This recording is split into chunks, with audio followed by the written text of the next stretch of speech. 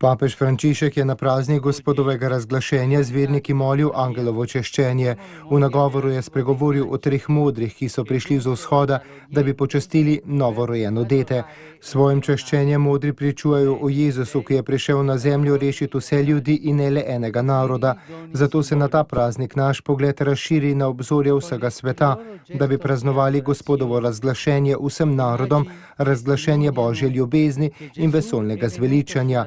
Je z okna apostolske palače papež dejal vernikom, ki so do zadnjega kotička napolnili trg svetega Petra. Bog ne pridržuje svoje ljubezni samo nekaterim privilegiranim, ampak jo ponuja vsem, kot je stvarnik vseh in oče vseh, tako želi biti tudi zveličar. Papež je spodbudil, da smo zato poklicani vedno gojiti veliko zaupanje in upanje v odnosu do vsake osebe in njenega zveličanja, tudi z tistimi, ki se nam zdijo daleč od Gospoda, hodi njegova strastna, zvesta in ponižna ljubezen. Evangeljska pripoved o 3 modrih opisuje njihovo pot z vzhoda kot potovanje duše, kot pot proti srečanju s Kristusom, je dejal Frančišek. Pozorni so na znamenja, neutrudni v spoprijemanju s težavami iskanja, pogumni v sprejemanju življenjskih posledic, ki izvirajo iz srečanja z Gospodom. Krščansko življenje pomeni hoditi in pri tem biti pozoren, neutruden in pogumen. Izkušnja modrih predstavlja pot vsakega človeka k Kristusu.